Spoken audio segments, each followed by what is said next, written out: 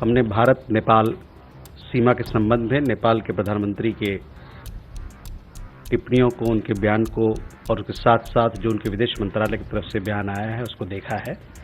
हालांकि भारत नेपाल सीमा का लगभग 98% हिस्सा निर्धारित हो चुका है, फिर भी कुछ हिस्सों में कुछ मसले हैं जिसको सुलझाना बाकी है।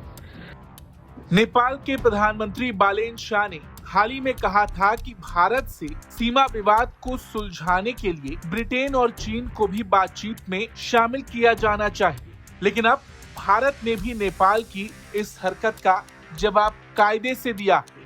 भारतीय विदेश मंत्रालय के प्रवक्ता रणधीर जायसवाल ने साफ कहा कि भारत और नेपाल के बीच जो भी सीमा से जुड़े मुद्दे हैं, उन्हें सुलझाने के लिए दोनों देशों के बीच पहले से ही द्विपक्षीय तंत्र मौजूद, ऐसे में किसी तीसरे पक्ष की भूमिका नहीं हो सकती। हमने भारत नेपाल सीमा के संबंध में नेपाल के प्रधानमंत्री के टिप्पणियों को, उनके बयान को और उसके साथ साथ जो उनके विदेश मंत्रालय की तरफ से बयान आया है उसको देखा है।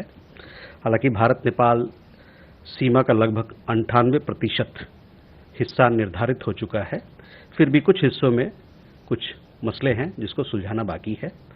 गंडक नदी के बहाव में परिवर्तन होने के कारण ये स्थिति उत्पन्न हुई है। इसके अतिरिक्त सीमा के निर्धारित हिस्सों में सीमा पार कब्जे और नो मैन्स लैंड पर अतिक्रमण के मामले भी हैं, जिसका संयुक्त रूप से मानचित्रण किया जा रहा है। हमने सीमा संबंधित सभी मामलों से निपटने के लिए द्विपक्षीय तंत्र स्थापित किए हैं। सभी संबंधित पक्षों को यह स्पष्ट होना चाहिए कि भारत और नेपाल के बीच जो भी द्विपक्षीय मामले हैं उसमें किसी तरह से तीसरे पक्ष की कोई भूमिका नहीं है। दरअसल हाल ही में नेपाल की संसद में बोलते हुए नेपाली प्रधानमंत्री बालेन शाह ने कहा था कि सीमा विवाद सिर्फ भारत और नेपाल के बीच का मामला नहीं। उनकी दलील थी कि ये विवाद ब्रिटिश भारत के दौर से जुड़ा हुआ है, इसलिए इस मामलों में ब्रिटेन को भी शामिल किया जाना चाहिए। उन्होंने ये भी बताया कि नेपाल इस मुद्दे पर चीन और ब्रिटेन के संपर्क में है और दोनों देशों को कूटनीतिक नोट भी भेजे गए हैं। बालेन शाह ने संसद में कहा था, चूंकि ये समस्या उस समय से चली आ रही है जब ब्रिटिश भारत ने इस क्षेत्र को छोड़ा था, इसलिए हमारा मानना है कि इस मामले में इंग्लैंड को भी शामिल किया जाना चाहिए। यही नहीं, बालेन शाह ने यह भी कहा था कि सिर्फ भारत ने ही नेपाल की जमीन पर कब्जा नहीं किया, बल्कि नेपाल ने भी भारत के साथ कई जगहों पर ऐसा ही किया है। बालेन शाह ने संसद में कहा कि आपको एक बात जानकर हैरानी होगी, जिसके बारे में मुझे हाल ही में प्रधानमंत्री बनने के बाद ही पता चला।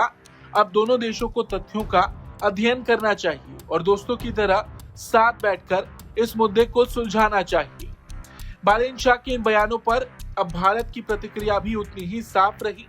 विदेश मंत्रालय के प्रवक्ता रणधीर जायसवाल ने साफ शब्दों में कहा, हमने सीमा से जुड़े सभी मामलों से निपटने के लिए द्विपक्षीय तंत्र स्थापित किए हैं। संबंधित सभी पक्षों को ये स्पष्ट होना चाहिए कि भारत और नेपाल के बीच जो भी द्विपक्षीय मामले हैं, उनमें किसी भी तरह से तीसरे पक्ष की कोई भूमिका नहीं है। उन्होंने ये भी कहा कि भारत नेपाल सीमा का लगभग 98% हिस्सा पहले ही निर्धारित किया जा चुका है।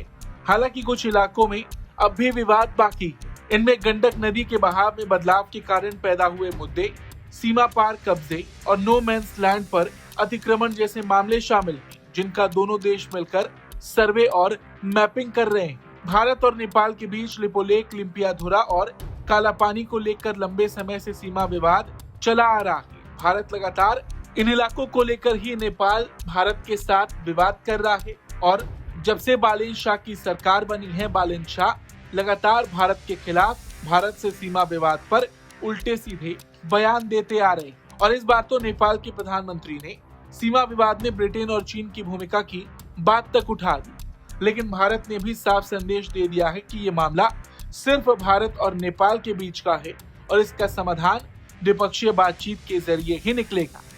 Bureau report, Bharat.